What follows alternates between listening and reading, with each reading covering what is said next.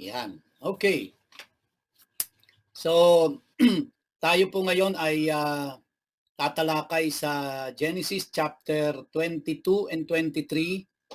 And then, pagkatapos po ay magkakaroon tayo ng one Sunday break sa Genesis. At tapos ay on the third Sunday ay itutuloy natin sa Genesis chapter 24.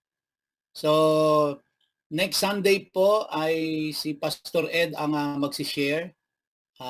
Ako po ay kasama ng aking wife ay uuwi muna kami ng Nueva Ecija. Dadalawin namin yung nanay ko at susubukan naming makakonect dahil wala akong internet yung kapatid ko doon, so mag-hotspot lang ako. Hopefully makakonect kami. And i-announce ko na rin po in advance na i-invite natin yung mga para dun sa Genesis chapter 24. Invite natin yung ating mga anak, lalo na yung mga dalagat binata. No, siyempre po yung mga magulang dahil maganda po yung topic na pag-uusapan natin doon. Ito ay patungkol sa marriage. Maganda ho yung nilalaman nun, no? Subaybayan natin yon. But for the meantime, let us go to the book of Genesis chapter 22 and 23. At bago po ako magsimula, tayo ay mag-pray po muna.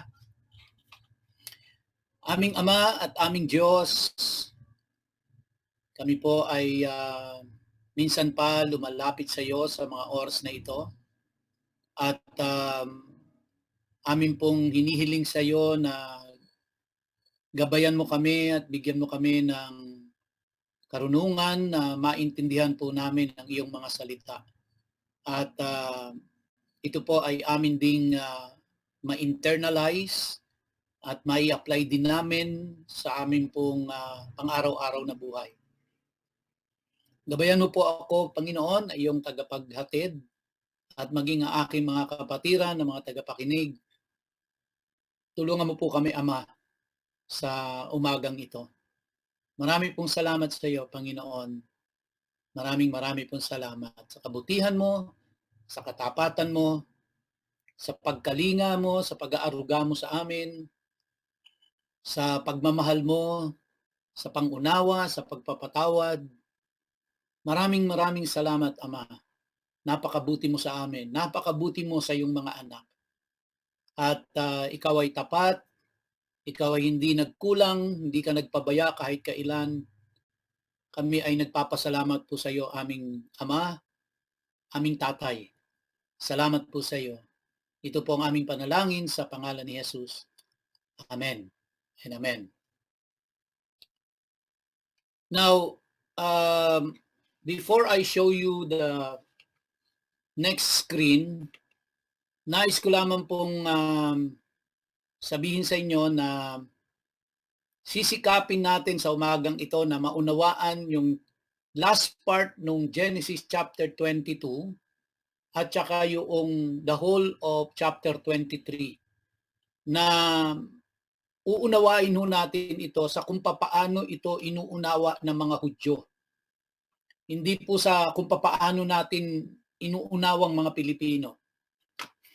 Dahil kung ito po ay uunawain natin sa kung papaano natin siya uunawain,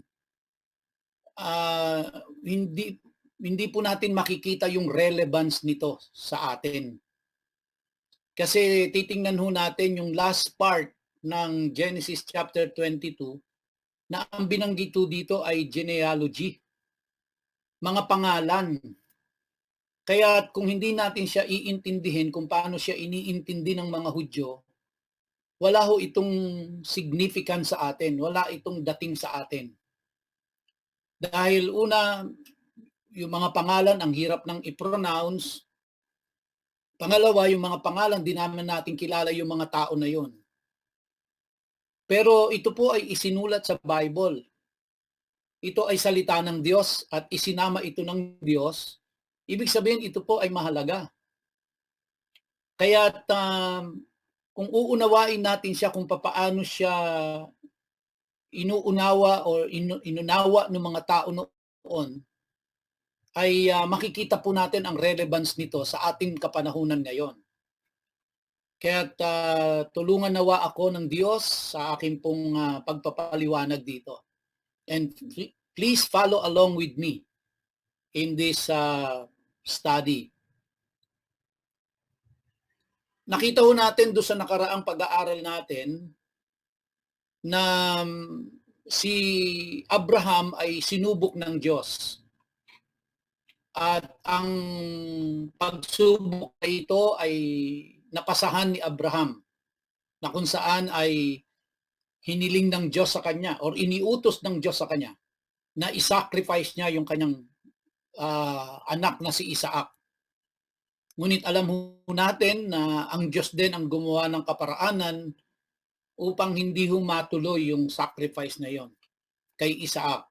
Bagkos ang Diyos ay nagkaloob ng ram upang ito ang isacrifice ni Abraham. At nagtagumpay si Abraham sa pagsubok na yon.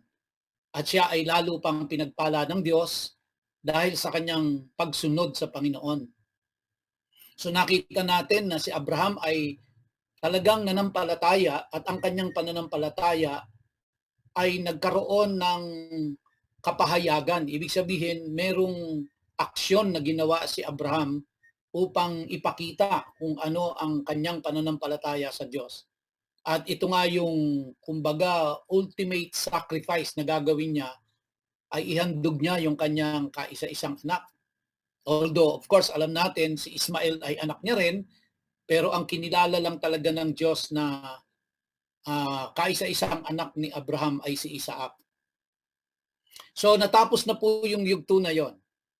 And then now, verse 20, ay dito nagsimula itong mga genealogy na ito sa lahi ni Abraham. Well, ito po ay dahil nagta-transition na dito. No? Nagta-transition na ho. Mamaya makikita natin sa 23 na si Sarah ay pumanaw na. No? And then later on makikita natin si Abraham. Pero kaya nagta-transition na ho dito, magmula kay Abraham at kay Sarah, magta-transition na ito kay Isaac at kay Rebecca. So, kaya po binanggit dito itong mga pangalan na ito, itong genealogy na ito. So, ang sabi po sa verse 20, afterwards, Abraham was told, Milcah too has borne children to your brother Nahor. So, si Nahor, kapatid ni Abraham, ay ang asawa si Milcah at sila ay nagkaroon ng mga anak. At ang kanilang mga anak, ang pangalan po ng panganay ay si Uz, yung firstborn ni Milcah at ni Nahor. So ito ay mga lahi ni Abraham pero hindi directly sa kanya kundi doon sa kanyang kapatid. And then ang sumunod ho kay Uz ay si Bus at ang sumunod kay Bus ay si Kemuel. At ang binanggit po diyan, the father of Aram. Now mahalaga po yon, the father of Aram, kasi ang ibig sabihin nun, nagkakaroon na ng offshoot sa lahi ni Abraham. Kaya po binanggit doon sa yung Kemuel, the father of Aram. No? Si Aram po ay offshoot na ng lahi ni Abraham. And then, tapos so, ang sumunod na anak ay si Kesed, si Hazo, si Pildas, si Yidlap, at saka si Bituel. Verse 23, Bituel fathered Ribka. Now, sino po si Ribka? Si Ribka po ay si Rebecca. Ang tatay niya ay si Betuel. At si Rebecca po ay ang siyang inihanda ng Diyos na mapapangasawa ni Isaac. Kaya po ito ay hinighlight dito, no? Yung pong Ribka ay si Rebecca ho yan.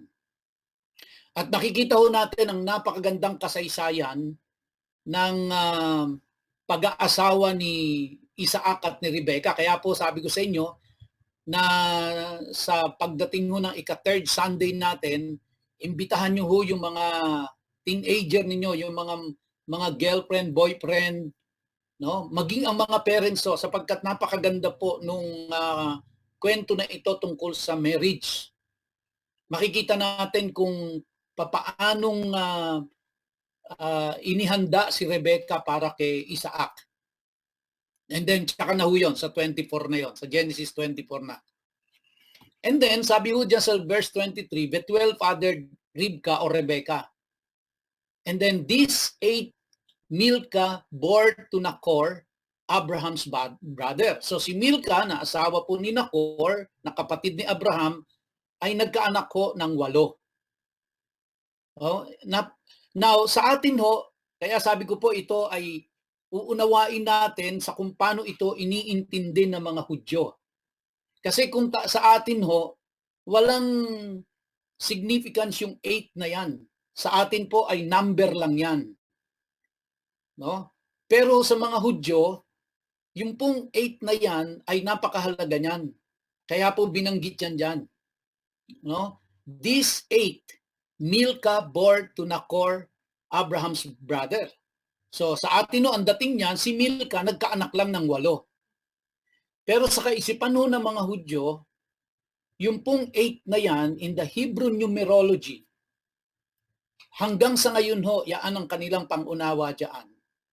Yan po ay nagsasaad ng mensaheng redemption. Yan po ay nagsasaad ng mensahe ng newness, ng pagbabago. So it has something to do with redemption, yung pong number 8. So yun po ang ibig sabihin sa kanila noon. So kung sa atin, yan ay number lang, sa kanila po yung 8 means redemption. Okay? So ibig sabihin no, pag ang Hudyo ang bumabasa nito, ang mensahe sa kanila niyan is about redemption. There is a redemption coming. So, kaya makikita ho natin naka-tie up kay Abraham, sa pangako kay Abraham ang redemption. And then in verse 24, it says, his concubine. So, si Nahor, na kapatid ni Abraham, na asawa ni Milcah, ay meron po siyang concubine. At binanggit po dito ng kanyang mga concubine ay ang kanyang concubine ay ang pangalan si Reuma. Si Reuma, no? At si Reuma at si Nahor ay nagkaroon po sila ng anak na 4. At ang pangalan ng mga anak nila ay si Tebak, si Gakam, si Takas, and si Maaka. No? So, kaya kung tayo ang babasa nito at i-interpretin natin sa atin, at hindi natin po uunawain kung paano inuunawa ito ng mga Hudyo, lalampasan lang ho natin ito dahil walang dating sa atin ito. Katulad nung 8. Lalampasan lang natin yon kasi para sa atin, numero lang yon. Pero sa mga Hudyo po, hindi ho numero lang yon.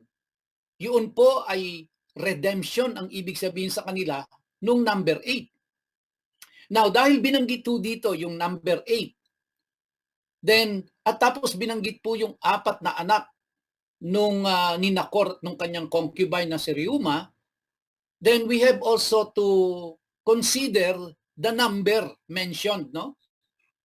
Although wala hong nilagay na 4, pero kung binilang natin yung nauna, bibilangin din ho natin ito. Yung anak. Ilan ho yung naging anak? Si Tebak, si Gakam, si Takas, at si Maaka. No, baka gusto niyo hong pangalanan yung magiging anak ninyo ng ganyan o yung apo ninyo, pwede rin no, pangalanan yung Tebak, Peña, pwede rin, no. So, Tebak, Gakam Israel, pwede rin, ano. Takas Napalan, pwede rin siguro, no. Takas. Baka takas ng takas yan, no. And Maaka San Buenaventura, pwede rin ho yan. But the thing is, sa atin pangalan lang ho yan, di ba? Pangalan lang yan, it's just a name. Pero sa kanila po, ang nakikita ho nila dyan is not just names. Ang nakikita ho nila dyan is number 4. So kung doon sa una ang nakita nila is 8, dito po ay nakikita nila ay 4. Na ano ang ibig sabihin ng 4 sa kanila? In the Hebrew numerology, ang 4 po, ang number 4, no? Ang ibig po sabihin sa kanila ay worldwide. Okay? So kaya pag pinagkabit nila yan, yung 8 at 4, ibig sabihin po, ang mensahe sa kanila, sa mga Hudyo niyan is, there is a worldwide redemption. So you see, ngayon may kahulugan na, no? May ibig sabihin na panahon pa lang pala ni Abraham ay pinaplano na ng Diyos ang redemption ng mankind. No? So, and yet, hindi ho natin makikita yan dito kung hindi natin siya titingnan sa pagtingin ng mga Hudyo. Kaya sa pagtingin ho ng mga Hudyo dyan, nakikita na nila na from the time of Abraham pa lang, ay pinlano na ng Diyos talaga ang worldwide redemption. No? So, ganun na ho kalawak yung pong yung redemption na gagawin ng Diyos kanila o sa sangkatauhan. So ngayon meron na hong ibig sabihin sa atin ito, no? At mahalaga po yung Ribka doon, si Rebecca, dahil siya po ang magtutuloy nung lahi ni Abraham. At alam na ho natin na kung saan ay doon naman lalabas po ang lahi ng ating Mesaya. No? So, tuloy ho tayo sa Genesis 23.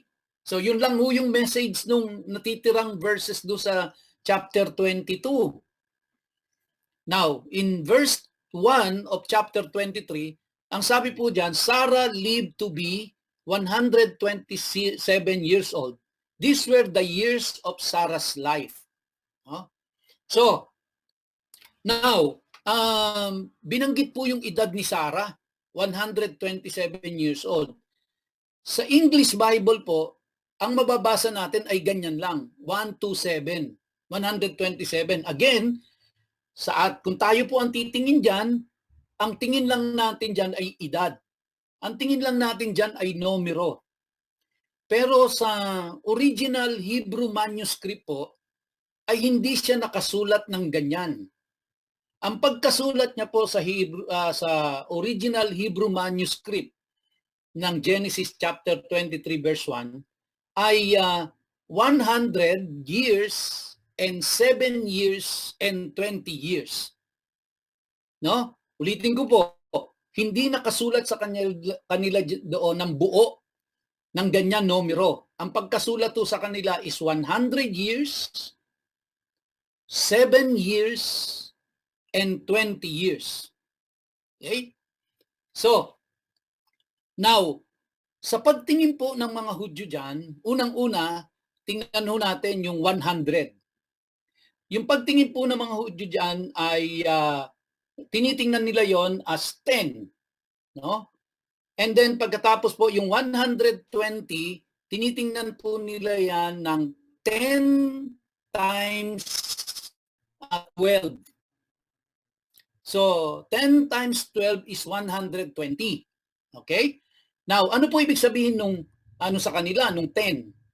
Yung 10, ang ibig sabihin sa kanila diyan ay wholeness. No?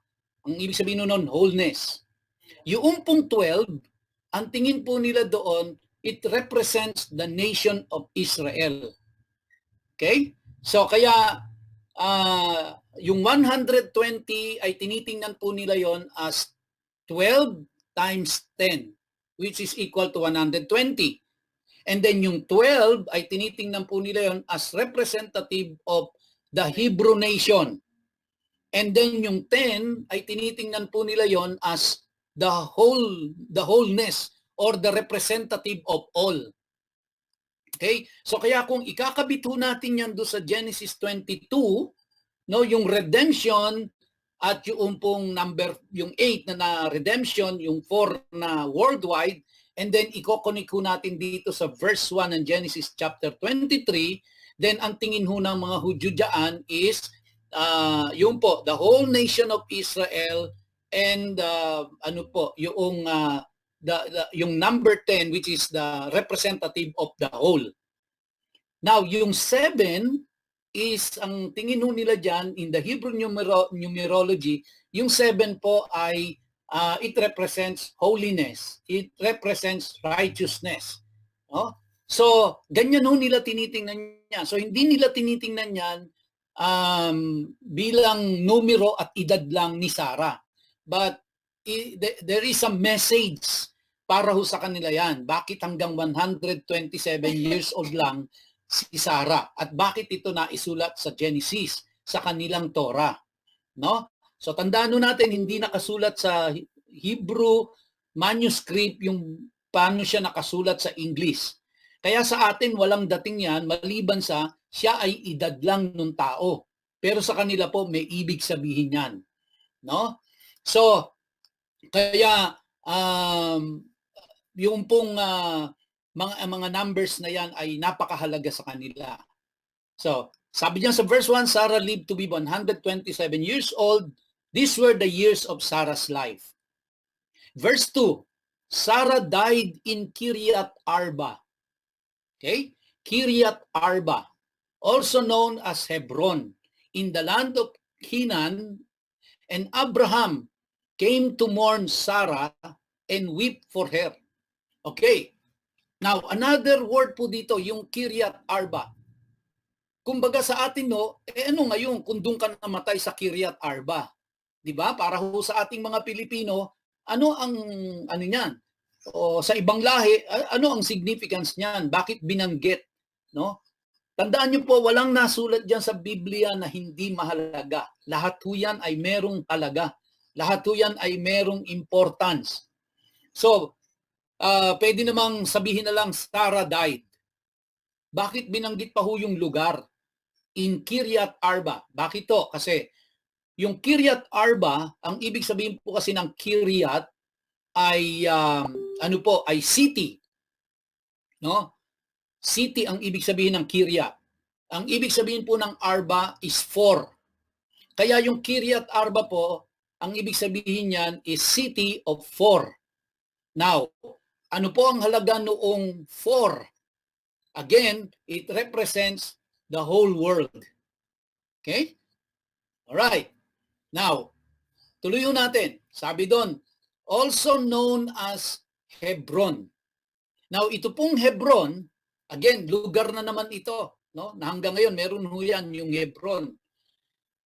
Also known as Hebron. So, yung Kiryat Arba ay kilala din siya as Hebron. Now, again, kung sa atin no, ang Hebron is just a place. It's just a name of a place, yung Hebron. Isang lugar lang ito sa Israel. Pero sa mga Hudyo po, ang Hebron kasi ang ibig sabihin niyan is unity. No? Unity. So kaya kung pagduduktungin natin yung kanina sa Genesis 22 ay itong first 2 verses ng Genesis 23, ang ibig sabihin nito ay magkakaroon lang ng unity, no? Kapag meron pong nangyaring redemption. At ang redemption na ito ay mangyayari, ang scope ng redemption is worldwide. And of course, the only one who can do this redemption and to unite people with God ay wala pong iba kundi ang Diyos. Kaya para sa kanila po yung Hebron na yan is ang message niyan is unity ng tao sa Diyos. At mangyayari lang po yung unity ng Diyos at ng tao kung ang tao ay i-redeem. At ang scope ng redemption ay worldwide. So hindi lang po ito mga Hudyo, kundi pati ang mga Gentiles. So yan po ang message na binabasa nila dito, no? Kumbaga ito yung parang minsan tawagin natin reading between the lines. So kaya kapag tayo ang babasa nito at hindi natin siya uunawaan kung paano siya inuunawa ng Hudyo, wala hong ano ito sa atin. Kumbaga information lang para sa atin ito. Na si Sarah namatay nang siya 127, namatay siya doon sa Kiryat Arba, na yung Kiryat Arba ang iba pang pangalan nito ay Hebron, di ba ho? Tapos si Milka ay nagkaanak ng 8, yung concubine ni Nahor ay nagkaanak ng 4. At so ganun lang ho ang dating sa atin noon. Pero in the mind of the Jews, meron hong spiritual message na ibinibigay sa kanila ito kapag binabasa nila ito. So redemption will come, no? Redemption will come worldwide. Ang magiging nito ay buong mundo, hindi lang sila yung mga Hudyo, but worldwide. And it is only through redemption that people will be united with God. And that is Hebron. Okay? So yun po yun. And then in the land of Canaan, of course, alam natin, yung Canaan po ay, ito yung promised land ng Diyos. Ito yung ibinigay sa kanila. No? And then sabi po dyan, and Abraham came to mourn Sarah and weep for her. So siyempre po, no? For how many years na nagsama ito, silang mag-asawa. And then dumating na po yung time na kinuha na si Sarah. 127 years old siya ay pumanaw na. At si Abraham po ay normal na tao. Siya po ay nagluksa at siya ay umiyak. Okay. Now, yung pong pag-mourn ni Abraham, it is kumbaga ito ay nagpapahayag lang ho na si Abraham ay isang normal na nilalang na katulad din natin na nalulungkot, na nagluluksa kapag siya ay namatayan. Now, meron pong dito sa English word, hindi ho natin makikita ito rito, no? Yung salitang weep o umiyak. So si Abraham po ay umiyak. Nagluksa at umiyak. Pero ang dating lang ho sa atin yan, parang katulad din natin na kapag namatayan, tayo po ay nagluluksa at umiiyak. Pero kapag tiningnan niyo ho sa sa original Hebrew manuscript, yung word na weep, no, yung word na weep in Hebrew, meron pong isang letra doon na maliit ang pagkasulat. Now, para sa mga Hudyo po, may ibig sabihin yun. Kaya po sinasabi nga nila, ang pinaka-perfect na ang pinaka-perfect na language ay ang ang Hebrew, no? Kasi talagang na-i-specify nila in details kung anong gusto nilang sabihin, na accurate, precise, no? Now, ito pong word na weep na ito in the Hebrew language ay pag binasa ho nila yan, ang pagkabasa ho nila diyan ay hindi lang basta umiyak si Abraham, kundi dahil sa kaparaanan ng pagsulat nila, ay nakikita nila doon na si Abraham ay umiyak silently.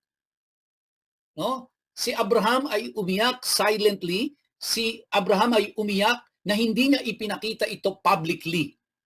So in private and in silence, siya po ay umiyak. Now, para ho sa mga rabbi, sa mga Hebrew sages, ang dahilan daw po noon ay sapagkat una, gusto ni Abraham na ipakita sa mga tao na ang death ay hindi hindi katalunan. Ang gusto daw hong ipakita ni Abraham dito, i-testify niya sa mga tao that there is life after death. Na gusto daw hong ipakita ni Abraham dito na he believes in the resurrection. So you see, yun lang salitang weep na yon in the Hebrew language ay napakarami ng mensahe sa kanila na ipinapahayag ni Abraham na ang kanyang hope ay nasa Diyos, ang death ay hindi isang defeat, ang death is an entrance to eternity with God, pinapakita niya na ang death ay kumbaga po na siya ay naniniwala, yes, death is victory, and death is yun nga po, entrance to eternity. So, at para kay Abraham, naniniwala siya sa resurrection kasi. Yun po ang ibig sabihin sa kanila nung weep para sa mga Hudyo. So sa atin umiyak lang yan, di ba? Nagluksa. So nagluksa, parang sa atin ganun lang ho yan. Dahil namatayan ka, nagluksa ka at umiyak ka, normal sa iyan. But sa kanila po, sa mga Hudyo, ay hindi po. Kaya ganun na lang ho nila i-revere si Abraham eh. No, ganun na lang ho nila talaga hangaan si Abraham. At doon din ho natin makikita ang karakteristik ni Abraham na sa kanyang paniniwala sa Diyos ay talagang ipinamuhay niya yung kanyang pananampalataya. At ito ay hindi lang po sa bibig, kundi nakita ito sa kanyang buhay. Mamaya makikita pa ho natin, no? Nakita ito sa buhay ni Abraham. And that's how they see Abraham in Genesis chapter 23. And that is how they see the message of redemption sa pamamagitan ho nito. So right away, in Genesis chapter 22 and in Genesis 23, nakita na ho agad nila dito ang message of redemption ng ating pong Panginoon. Okay?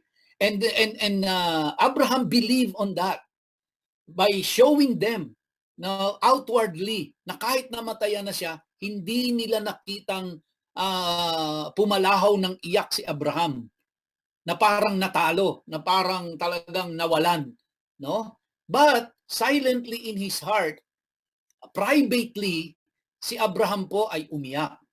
Taong-tao si Abraham, no? At siya ay nagluksa. Okay? So that's the message of Genesis 23 verse 2. And then verse 3, then he got up from his dead. So ibig sabihin no, talagang si Abraham ay nagluksa at nandoon siya at iniiyakan niya talaga si Sarah. Kita niya doon. Kaya sabi diyan, then he got up from his dead one. Sino ba yung dead one na yon? Si Sarah po, no? And said to the sons of Heth. Okay? Tuloy natin, verse 4. Sabi niya, I am a foreigner, living as an alien with you. So dito po in-specify ni Abraham, no, na siya ay kasi alam naman ho natin si Abraham ho ay galing ng land of Ur. Siya po ay isang pagan dati, di ba? Nung tinawag siya ng Panginoon. Kaya sabi niya na doon kay Heth, I am a foreigner, no, living as an alien with you.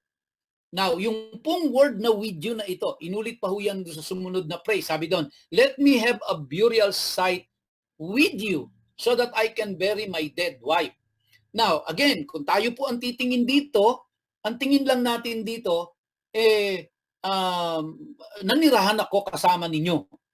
Yun lang ho ang dating noon. Di ba? Pero nung binanggit ko kasi ni Abraham na I am a foreigner, living as an alien with you, ang ibig sabihin po niyan para sa kanila, again, uunawain ho natin ito sa kanila pong pag-intindi. No? Ang ibig sabihin po niyan, sinasabi ni Abraham sa kanila na siya ay namuhay, na hindi siya taga-roon, pero siya ay namuhay ng parang taga-roon. Na kumbaga siya po ay namuhay doon ng maayos na mamamayan. Hindi siya taga-roon, pero siya ay namuhay ng maayos na mamamayan siya. Na siya ay, kumbaga, siya po ay hindi naging sakit ng ulo nung bayan na yon. Siya ay hindi naging salot doon sa bayan na yon. Kundi siya po ay naging pagpapala doon sa bayan na yon. No? So, yan po yon. And then the sons, in verse 5, the sons of Heth answered Abraham, listen to us, my Lord. Okay? Now, yung Lord po dito is parang sir, hindi po yan yung Lord na Diyos, no? Listen to us, my Lord. O kumbaga parang sa atin, listen to us, sir. Parang ganun ho yan. Now, listen to us, my Lord. Now, here, no? Sabi ho ni Heth, you are a prince of God among us. Paano ho nila nalaman na si Abraham ay prince of God? Now, alam mo natin, nung nakaraan natin pag-aaral, sinabi ng Diyos na si Abraham ay kanyang prophet. Di ba? Now, doon sa verse 4, kaya ko po binibigyan ng diin yon na si Abraham, sinabi niya, I am a foreigner living as an alien with you. Ibig sabihin, binigyan niyang diin na bilang foreigner siya ay namuhay ng maayos sa kanilang bayan. No? Siya ay namuhay ng maganda ang kanyang testimony, ika nga. Kaya yun po yung dahilan kung bakit sa verse 6 sabi doon, listen to us, my Lord, you are a prince of God. Paano nila nalaman na si Abraham is a prince of God? It is because si Abraham po ay maganda ang testimony sa kanila. Hindi ho pasaway, hindi ho siya sakit ng ulo, ika nga, no? Kumbaga si Abraham mo ay naging maayos na mamamayan. Now, maganda ho, kakambyo lang ako ng konti sa atin. Tayo po ba kaya ay na-identify tayo with God? Kumbaga po, yung mga kapitbahay natin, no? Na-identify ba tayo na alam mo, gagamitin ko na ho itong verse 6, no? Alam mo, you are a prince of God. O kaya sasabihin ng kapitbahay mo, alam mo, ikaw ay malapit sa Diyos. O kaya kaopisina mo, alam mo, ipanalangin mo ko kasi alam ko pakikinggan ka ng Diyos. Now, ganito din ho ba nakikita sa atin?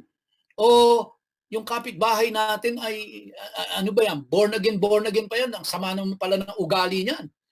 Oh? Yung boss natin, yung general manager natin, pastor pa naman, born again naman, pero sama pala ng ugali niya. Yun ho kaya ang sinasabi sa atin? Oh? Or nung mga kamag-anak natin, no? Pa-born again pa yan. Ano pala yan? Ang sama naman pala ng ugali niya yung pamilya na yan. No? Dito, hindi, si Abraham po, sabi nitong si Het, you are a prince of God. Why? Again, babalik ko sa verse 4. Dahil sinabi nga ni Abraham, maganda ang naging maganda ang naging patotoo niya doon sa bayan na hindi naman kanya. Siya ay foreigner doon, dayo siya doon, pero kinakitaan siya ng magandang testimony. Ibig sabihin po, nakita kay Abraham, no, na namuhay siya sang-ayon sa kalooban ng Diyos. Namuhay si Abraham na sumusunod sa Diyos. At maganda ang naging testimony niya doon sa kanyang bayang tiniran, no? Kaya nga po binigyan din siya ng pabor dito eh. Sabi rito, you are a prince of God among us, so choose any of our tombs to bury your dead. What a favor, hindi ka taga rito, pero dito sa mga libingan namin, no? Pumili ka kung ano ang gusto mong paglibingan dyan. And then sabi dyan, not one of us would refuse you, not one of us would refuse you his tomb for burying your dead. Binigyan siya ng assurance dito ni Het, no? Na walang tatanggi sa amin kahit anong piliin mo dyan. Kung anong gusto mong paglilibingan mo ng asawa mo, piliin mo at walang tatanggi sa amin dito. Now, mga kapatid, big deal ho sa kanila to, no? Big deal ho ito. Sapagkat nung pong panahon nila na yun, bagay parehas din naman ngayon sa panahon natin, na kapag ka po ang libingan ay nakita nating may musileo, kapag nakita natin ang pinaglilibingan ay talagang nakamarmol yung kanyang nicho at makintab yung na-brush yung mga pangalan at date of birth and date of death, no? Kita natin na talagang nakamusileo, no? Sasabihin natin na ang nakalibing diyan ay mayaman, ang nakalibing diyan ay makapangyarihan, ang nakalibing diyan ay sikat, di ba? Now, ito pong inaalok ni Het na bibingan ng asawa ni Sarah, asawa ni Abraham na si Sarah, ay ano ito? Kumbaga ito po ay parang libingan ito ng mga makapangyarihan. Libingan ito ng mga elite, libingan ito ng mga makapangyarihan. No, doon binibigyan ng pwesto si Abraham. At pumili siya kung ano ang gusto niya at walang tatanggi sa kanila, ibibigay sa kanila. Can you imagine that, mga kapatid, What a favor. And we know it is from the Lord. Yung favor ni Lord kay Abraham. No, kahit na hindi mananampalataya, nandun yung favor ni Lord. And bakit to? Babalikan natin yung kasaysayan ni Abraham. It is because from the beginning po si Abraham sumunod sa Diyos eh. No? Na umalis siya sa land of Ur, iniwanan yung kanyang mga kamag-anak, mga mahal sa buhay, iniwanan yung kanyang kabuhayan, yung kanyang comfort, iniwan niya yon dahil sumunod siya sa Panginoon. At kung saan siya papuntahin ng Diyos, kung ano ipagawa ng Diyos, ginagawa niya. And because of that, nakita natin, he was so obedient. And ang kanyang faith ay nakikita sa kanyang works, sa kanyang ine-express niya ito sa kanyang works, at nagiging magandang patutuo siya. sa kapangyarihan ng Diyos, sa kabutihan ng Diyos. And in return, si Lord binebless siya, not only spiritually, binebless siya ni Lord physically, materially, binibigyan siya ng favor sa mga tao, at kung natatandaan niyo, no, binigyan pa siya ng victory ng Diyos sa isang digmaan na 5 bansa ang kalaban niya. And he was really highly favored by God. Tapos binigyan siya ng anak na si Isaac na magpapatuloy ng kanyang lahi.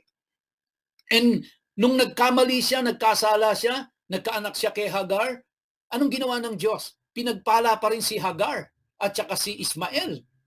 So nakita natin yung favor. And here, nung namatay si nung namatay si Sarah, eto, hindi naman siya taga roon, pero binigyan siya ng, pinapili siya kung ano ang gusto mong lilibingan doon sa asawa mo. Walang tatanggi sa amin dito. So para bang dinala ho tayo, kumbaga kung ikaw yun, dinala ka nung nung mga kunyari, dinala ka po ni Lucio Tan doon sa kanyang pinrepair na gusto mong ilibing yung asawa mo diyan, pinrepair na namin, mamili ka sa diyan mo ilibing. Kumbaga parang ganyan yung favor ay nando doon, no? Binigyan ng kumbaga marangyang libingan, magandang talagang the favor is there even up to the point of death ni or when Sarah died already, nandun pa rin yung favor kay Sarah, nandun yung favor kay Abraham, no? So sabi diyan, not one of us would refuse you his tomb for burying your dead. Now tuloy tayo sa verse 7. Abraham got up, bowed before the people of the land, the sons of Heth. You see, si Abraham po is wealthy, no? Hindi lang po rich si Abraham. Tandaan natin, hindi lang po siya rich, siya po ay wealthy. Marami siyang mga marami siyang mga alagang hayop by the thousands, marami siyang mga katulong, no? At pero nakita ho natin yung kababaang loob ni Abraham. He bowed before the people of the land. Kumbaga po, he doesn't even care kung siya ay isang mayaman, no? Wealthy. Pero dahil doon sa ibinibigay na pabor ng tao sa kanya, siya po ay nagpakumbaba. He bowed before the people, no? Kumbaga nandun ho yung pagpapakumbaba ni Abraham. At yung expression ng kanyang humility ay nandoon. And then sabi niya sa verse 8, and spoke with them, if it is your desire to help me bury my dead, then listen to me. Ask Ephron, the son of Zochar, to give me the cave of Macpelah. No? To give me the cave of Macpelah. Okay. Now, ito pong word na Macpelah na ito, kuweba po yon, yung word na Macpelah na ito, ang ibig sabihin po niyan, mga kapatid, is a place for pair or a place for two. No? So, kumbaga yung po ang ibig sabihin ng Macpelah. Bakit po yun ang hinihingi? No? Pinili ni Abraham to give me the cave of Macpelah. Yung Macpelah specifically ang kanyang pinili. Na ang ibig sabihin po noon is for two, para sa dalawa. Bakit ho? Kasi si Abraham ho ay alam niya na mamamatay siya. Darating yung time na yun. At gusto niya yung paglilibingan kay Sarah ay doon din siya ililibing. Kaya ang pinili niya po ay yung Macpelah. Kasi good for two. No? Good for two. Kaya kami po ni Sister Lily, namili na ng lilibingan namin. Good for two. So, alam niyo po mga kapatid, wala hong masama, Wala hong masama na ipaghandaan natin yun kasi darating naman talaga yon. At nakita natin dito si Abraham, no? Pinaghahandaan niya na yung pagpanaw niya at gusto niya hanggang sa kamatayan, katabi niya si Sarah. Katabi niya si Sarah hanggang sa kamatayan. Ang pagnilibing siya ay kasama niya yung asawa niya, magkatabi sila doon na ililibing. Okay? So kaya kayo po, baka nagpaplano na kayo, bumili na ho kayo ng magkatabing libingan. Good for two. Good for two. At kung wala ho kayong ibang mabibilan, kontakin nyo lang si Ate Cecil. kontakin nyo lang mo si Ate Cecil at matutulungan mo kayo para sa good for two. Ayan. So sabi ko dito, to give me the cave of Macpela, yun ang pinili niya. Okay? Tapos sabi niya, which he owns, no? The one at the end of his field. He should sell it to me in your presence at its full value. Then I will have a burial site of my own. Di ba? Nakita niyo ho. Kaya niya pinipili yung Macpela kasi iniisip niya na rin yung paglilibingan niya. Okay? Now, ang maganda ho dito, mga kapatid, ano nyo ito meron pong divine direction ng Diyos dito. Bakit ibinibigay na kay Abraham, ayaw niyang tanggapin ng libre? Binibili niya. Ayaw niyang tanggapin ito ng libre. No? Kaya sabi niya doon, kausapin niyo si Ephron na anak ni Sokar na ibigay, kasi siguro po itong si Ephron ang may-ari nung Macpela, yung Cave of Macpela. At sabi niya, bibiling ko sa kanya yon. He should sell it to me in your presence. In your presence. At its full value. Hindi siya tatawad. No? Kaya wag na ho kayong tumawad kay Ate Cecil. Wag na ho kayong tumawad kapag binentahan kayo ng libingan nyo. Ang bira, libingan nyo na, itinatawad nyo pa. Wag na kayong humingi ng discount sa paglilibingan sa inyo. Anyway, patay na ho kayo noon pag nilibing kayo doon. Hindi nyo na alam kung may discount or wala. Anyway, balik ko tayo dito. No? Sabi ni Abraham, bibiling ko yan in its full value. And then sabi niya, then I will have a burial site of my own. Now, tuloy natin, mga kapatid. Verse 10, Ephron the Hittite was sitting among the sons of Heth. And he gave Abraham his answer in the presence of the sons of Heth who belonged to the ruling council of the city. Now, I highlighted yung ruling council of the city po, mga kapatid. Bakit po? Kasi ito pong nangyayaring ito na negotiation sa libingan, ito po ay nagaganap doon sa city gate. At nakaupo yung ruling council doon na sila yung nagdi-decide. No? Kasi yun ho ang kaparaanan nila noon eh. Tayo ngayon, dinadala natin sa courtroom o sa korte, hindi ba? Yun ang doon nililitis yung mga legal na pinag-uusapan. Sa kanila po, doon po sa may city gate. Bakit to? Kasi para ito in public, ibig sabihin nasasaksihan ng publiko. Ito ay nasasaksihan ng lahat ng taong dumadaan doon. At ito po ay kumbaga nagpapatibay ito sa kasunduan. Ibig sabihin ito ay kasunduang pinagtibay, no? At legal. Yan po 'yon. So kaya nandoon sila. So si Ephron ay nakaupo siya doon kasama ng mga anak ni Heth, no? At nandoon sila na yung mga anak po ni Heth at nandoon sila sa city gate, pinag-uusapan nito. So sabi po sa verse 11, "No, my Lord, listen to me. I'm giving you the field with its cave. I'm giving it to you. In the presence of my people, I give it to you." No? Kumbaga, bigay. Walang bayad.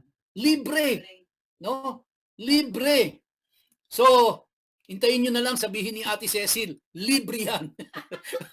Hindi ko lang alam kung ililibre ni Ate Cecil yun. No? Pero wag nyo nang ilibre, libingan ninyo. Bayaran nyo na yan. So sabi dito, "No, my Lord, listen to me. I'm giving you the field with its cave. I'm giving it to you. In the presence of my people, I give it to you." So pinagtitibay po. Mamaya po, sundan nyo ako. Mahalaga lahat itong binabanggit natin na ito. And then verse 12, Abraham bowed before the people of the land. No? For the second time around, nakita natin ang pagpapakumbaba ni Abraham in front of the people.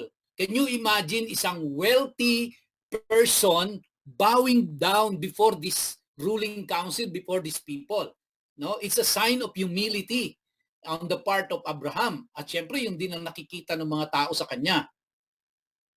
And verse 13, "And spoke to Ephron in their hearing." Sabi niya, "Please be good enough to listen to me. I will pay the price of the field. Accept it from me, and I will bury my dead there." Can you see? Hindi si Abraham mo ay salamat, libre. No? Tayo ho, siyempre lahat tayo gusto natin libre, no? Ultimo, lilibingan natin, gusto libre, no? Pero si Abraham, nakita natin, sabi niya, I will pay the price of the field. Accept it from me and I will bury my dead there. Bakit ho mahalaga ito, mga kapatid? Bakit mahalaga? Kasi kapag kaho ito ay bigay, no? Kapag ito ay bigay at tinanggap ni Abraham 'yon na bigay galing kay Efron, pagdating ho ng panahon, pwedeng bawiin kay Abraham 'yon. Pwedeng bawiin. It is by law, no? It is by law. Pero pag binayaran, hindi na pwedeng bawiin 'yon. Kumbaga, talagang pag-aari niya na 'yon. Kasi pag binigay at tinanggap, yan po ay pwedeng bawiin. Para din ho sa panahon natin ngayon kapag may magdo-donate ng lupa, i-donate kunyari sa church, no? Tapos gagawa ng deed of donation at namatay na ho yung nag-donate at naiwan yung mga anak, alam niyo ho, pwedeng bawiin yung mga anak yung i-donate sa church. Pwedeng gawin. Pero pag binili ng church yon, wala na hong pwedeng bumawi nun. No? Katulad doon ng property natin, wala hong pwedeng bumawi niyan dahil hindi yan donation. Yan po ay binili. So, bakit mahalaga ito, mga kapatid? Later on, makikita natin. No? Sabi niya, I will pay the price of the field. But Efron answered Abraham, My Lord, listen to me. A plot of land worth 400 silver shekel. Yung pong 400 silver shekels, nung panahon nila na yan, napakamahal ho niyan. Napakalaking halaga niyan. Well, tandaan niyo po, wealthy si Abraham, ha? Wealthy si Abraham. May pambayad, no? Kaya kung may pambayad ka, huwag ka nang manglibre, huwag ka nang umasa sa libre, bayaran mo. No? Si Abraham mo, gusto niya bayaran kahit gaano kamahal yan. Pero sabi ho sa kanya ni Efron, what is that between me and you? Kumbaga kahit kay Efron walang halaga sa kanya yan, 400 shekels na yan, no? Yung silver shekels. Kasi mayaman din tong si Efron. Kumbaga hindi naman siya magkakaroon ng libingan doon na hindi siya mayaman. So, dahil po sa magandang ipinakita ni Abraham, dahil sa magandang testimony niya, dahil sa mabuting tao si Abraham, tingnan niyo po ang pabor ng Diyos, di ba? Yung, kumbaga, ito, hindi na pinababayaran. Sa iyo na yan, kahit napakamahal niyan. Walang, kumbaga po, parang sinasabi ni Efron, walang kwenta sa akin yung 400 silver shekels na yan. No? Kumbaga, wala, ano yan? Sisiw sa akin yan, sa iyo na yan. I give it to you. Ganoon po yung pabor. No? Ganoon po yung pabor na natatanggap ni Abraham.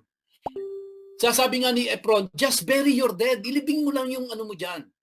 But you know, God is giving Abraham the wisdom here. Kaya ayaw niyang tanggapin ng libre, mga kapatid. No? Kaya ayaw niyang tanggapin. Because God is giving Abraham the wisdom. Alam niyo po ba kung bakit? Sa panahon natin ngayon, 2020, yung pong lugar na yan ng Hebron, ang nakatira po dyan, mga kapatid, ay nasa around 400 Hebrew families. Pero ang nakapaligid doon sa kanila dyan ay mga Palestinian. And around 300 to 400,000 ang Palestinian na nakatira dyan sa Hebron. At dyan po sa Hebron, nandoon sa kalagitnaan ng 300 to 400,000 Palestinian, nakatira yung mga Israelites, yung mga Hebrew, yung mga Jew, na around 400 families, na constantly sila po araw-araw ay nasa panganib dahil gusto silang palayasin doon ng mga Palestine. Okay? Now, kaya po yung mga nakatira doon hanggang ngayon, 2020 na mga nakatira doon, hindi ho sila umaalis dahil alam nila na binayaran ng ninuno nila yung lupain na yon. Binili po ni Abraham yun, yung lugar na yun. Kaya hindi sila aalis, kaya willing sila to die because hindi po yan inirigalo kay Abraham sa ninuno nila. Yan po ay binayaran. No? Binayaran po. At binigyan ho ng titulo yan. Binigyan ho ng titulo yan. Kaya ang pakiusap nga ho sa atin ng mga ano po, yung mga Christian Jews, ipanalangin ho natin ang Hebron. Kasi araw-araw ho in constant danger ang mga Hebrew doon, ang mga Jews. Dahil napapaligiran ho sila ng mga Palestinian. no, ng mga Arabs, ng mga Palestinian, napapaligiran ho sila doon at they are in constant danger. Pero hindi ho sila aalis doon. And ngayon ho, alam niyo po ba na presently pinag-uusapan ho ngayon na yung buong Hebron na yon ay ibibigay sa mga Israelites. Ibibigay na lahat sa Israelites yun. Kaya kasalukuyan no, nagkakaroon ng housing project doon, nagtatayo ng mga bahay doon. Dahil willing ho yung mga Jews na lumipat doon sa Hebron. Dahil ang katwiran ho nila, yan ay lupain ng aming ninuno na si Abraham. So that is the wisdom na ibinigay ng Diyos 3,000 plus years na. No? Na ibinigay ng Diyos kay Abraham yung wisdom na yan. Hindi pumayag si Abraham na regalo, babayaran niya because nakikita ng Diyos kung ano ang mangyayari sa future. At yan ay ipinangako ng Diyos sa kanila. Kaya po hindi makukuha ng ibang tao yan. Talagang para sa mga Israel lang yan. Now, tuloy ho tayo mga kapatid. Kaya makikita ho natin no? Hindi natin namamalayan na sa ating pong pagsunod, ang Diyos binibigyan tayo ng wisdom sa decision making natin. No? Dahil obedient ka kay Lord Sumusunod ka kay Lord Kaya si Lord, dahil nakikita niya, marunong kang sumunod, mag-reveal sa iyo at bibigyan ka pa niya ng wisdom sa mga decision making mo. So kaya po ang ang secret ng wisdom is obedience sa Diyos. Because wisdom comes from the Lord. Di ba? Sa kanya nang gagaling yun And kaya kapag ka-obedient ka kay Lord, bibigyan ka niya ng wisdom. On the contrary, kapag ikaw ay disobedient kay Lord, then mawawalan ka ng wisdom. Magkakadiskaril ang mga decision mo. Magkakaloko-loko buhay mo. Kasi wala kang wisdom. Bakit ka walang wisdom? Kasi hindi ka obedient kay Lord. No, hindi ka sumusunod. Here is an example in the life of Abraham, mga kapatid. So, kaya ito po ang hamon sa atin, no? Na habang nauunawaan natin ang salita ng Diyos, let us obey, because in obeying the word of God, in obeying God, God is giving us not only the blessings attached to it, but also the wisdom on how to live our life. No? Na hindi mo mapupulot yan kahit saan. It is only God who can give you the wisdom, the right wisdom, how to live your life in accordance to His word. Now, Abraham got the point of what Ephron had said. So he weighed out for Ephron the amount of money he had specified in the presence of the son of Heth. 400 silver shekels of the weight accepted among merchants. Now, tingnan nyo po, bakit ko highlight itong 400 silver shekels of the weight accepted among merchants? So, ibig sabihin in the presence of the public, in the presence of the merchants, in the presence of the business people there, in the presence of everybody, nakita nilang binayaran. Tinimbang ni Abraham yung 400 silver shekels na yun at binayaran. So, ibig sabihin meron itong may testimony. Hindi lang ang dalawa, ang tatlo, kundi may testimony ang public. Now, sa panahon nila, kailangan meron kang two witnesses na magpapatunay, no, para paniwalaan at tumayo sa korte yung sinasabi mo. Dito hindi lang dalawa. It is done in public. Kaya hindi nila maitatanggi yun na yung pong lupain na yun ay binili, no? Binili ni Abraham. So, thus the field of Ephron in Macpelah, which is by Mamre, the field, its cave, and all the trees in and around it were deeded. Nakita niyo po yun? Tinitiluhan pati puno. No, may deed of sales. Hindi ito laway-laway lang. Ito po ay may titulo at dala-dala nila yung titulo nila yan.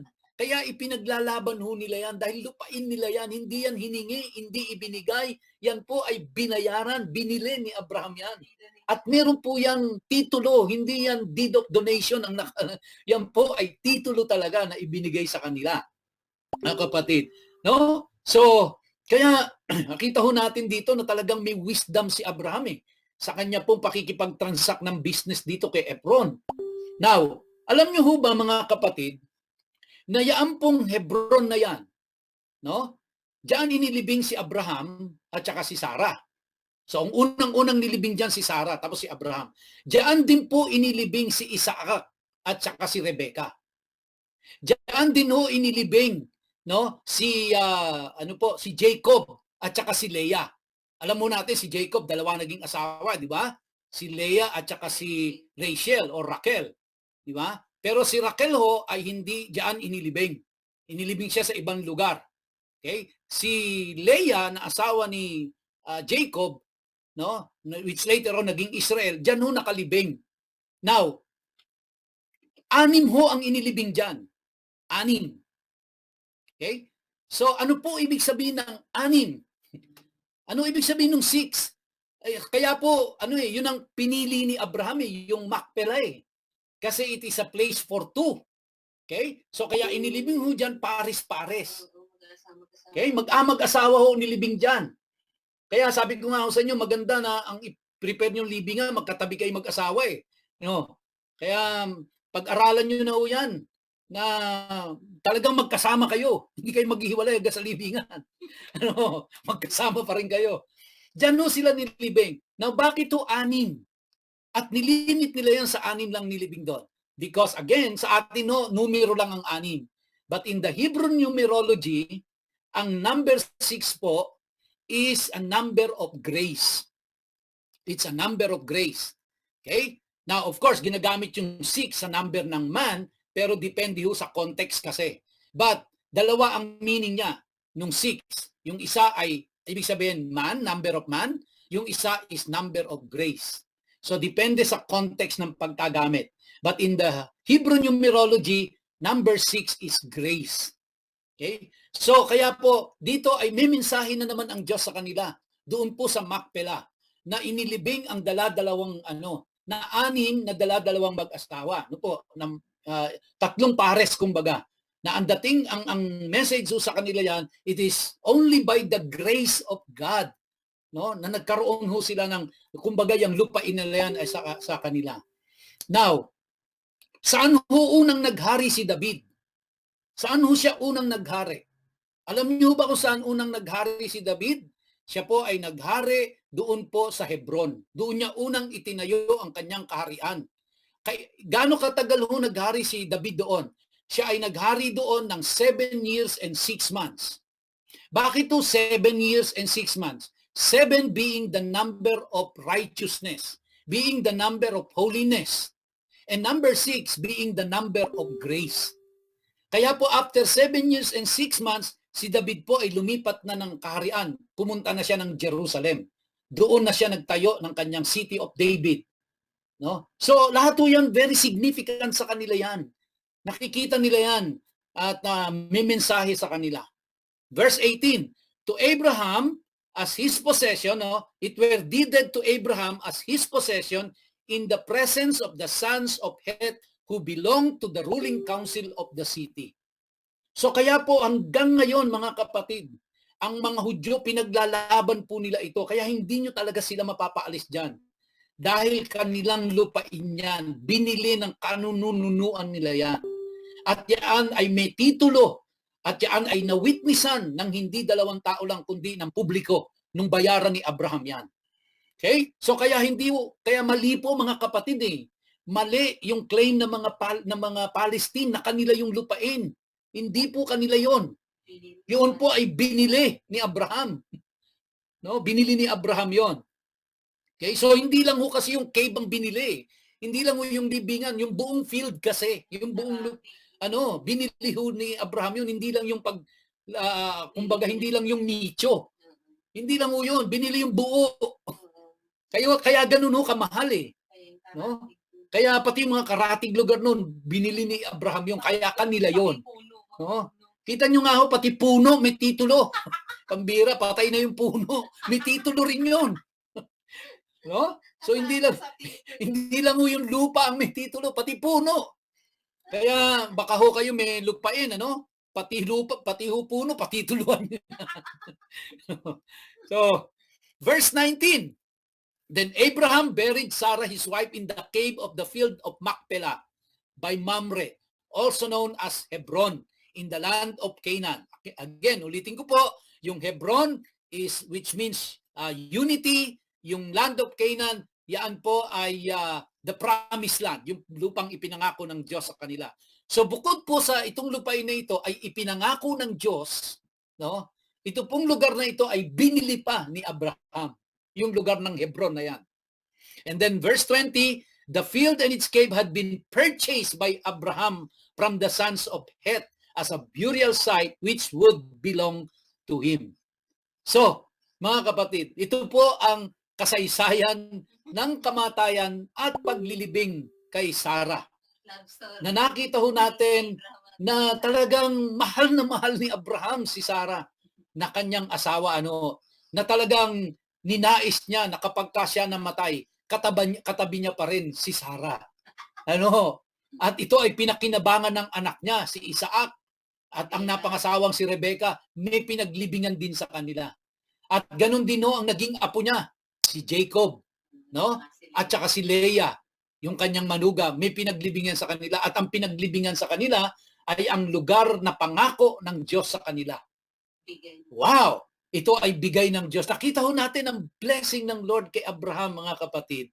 Again, I can only repeat myself.